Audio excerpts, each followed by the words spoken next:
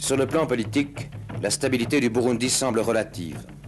L'actuel gouvernement est le 5e depuis 2 ans, depuis l'indépendance. Le successeur du Premier ministre assassiné s'appelle Joseph Bamina. C'est un Hutu également, ancien séminariste.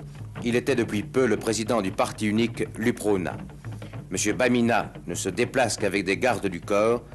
Les récents événements ont prouvé que la fonction de Premier ministre n'était pas sans danger. Nous lui avons parlé de ce danger, des Chinois et de la politique du Burundi.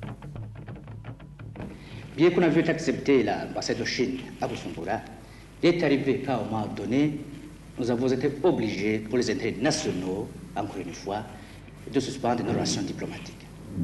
Mais pourquoi? Ces raisons, ce sont des raisons d'ordre intérieur, pour des intérêts nationaux, n'est-ce pas? On s'est rendu compte que si on restait, n'est-ce pas, avec l'ambassade de Chine à Bujumbura, qu'il y aurait peut-être des frottements. Quel genre de frottement ou quel genre de difficulté?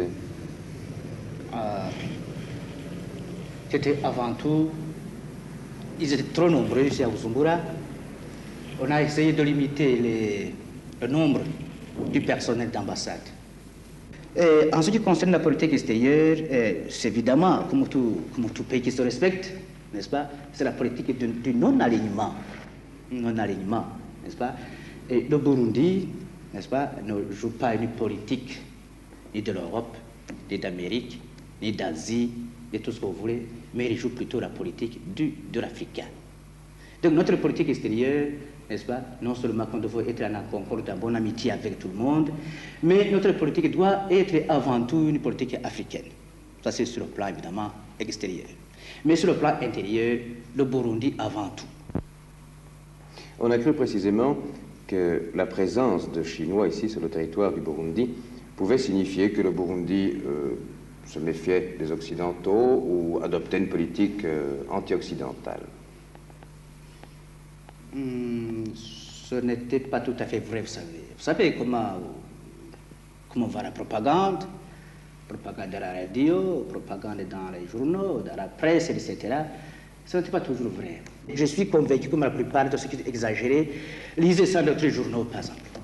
Alors, n'est-ce pas, ils se mettaient en tête que le Burundi était un nid du communisme, un nid de Chinois, un nid de tout ce que vous voulez, n'est-ce pas? Mais ça n'avait aucun fondement dans la réalité des choses. Encore une fois, pour la plupart des personnes, n'est-ce pas, pensant et des dirigeants capables et qui voulaient le bien de leur pays.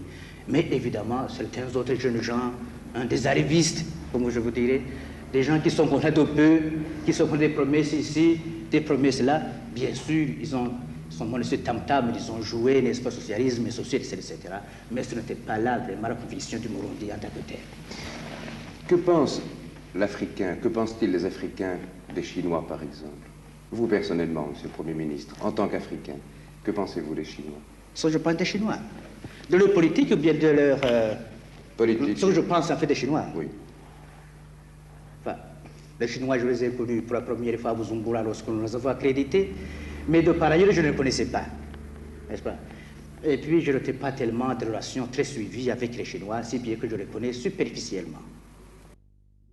Il y a aussi un événement qui a frappé l'opinion publique en Europe, c'est l'assassinat de votre prédécesseur, du Premier ministre Nguyen Doumbouya. Pourquoi a-t-on assassiné le Premier ministre?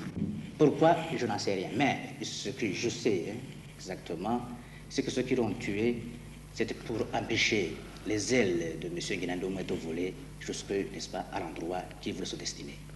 Mais qui a armé le bras de l'assassin? L'assassin est un Rwandais, un réfugié.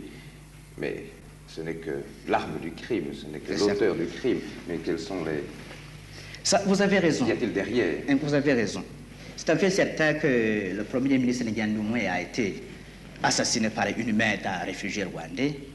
Mais je suis convaincu, comme vous, comme l'opinion publique d'ailleurs ici à Bujumbura, que le Premier ministre a été tué par un Rwandais armé par des Barundis, n'est-ce pas, donc des opposants. Ça ne vous fait pas un peu peur, Monsieur le Premier ministre? Pardon? Ça ne vous fait pas un peu peur, Monsieur le Premier ministre? Pas tout à fait. Évidemment, j'ai parfois quelques inquiétudes, mais c'est normal. Hein? Tous les gens, n'est-ce pas, à des postes comme les miens, il y a toujours à prendre et à laisser. Tout le monde est un peu temps en temps de l'inquiétude, tantôt justifiée, tantôt injustifiée, évidemment, si je ne sentais rien... C'est un poste dangereux, semble-t-il, même. Ah oui, partout. Partout, surtout dans des moments comme ceux-ci, n'est-ce pas, où je me trouve, n'est-ce pas? Il n'y a personne qui prend un pouvoir, comme ce que je viens de prendre, sans avoir quand même des inquiétudes.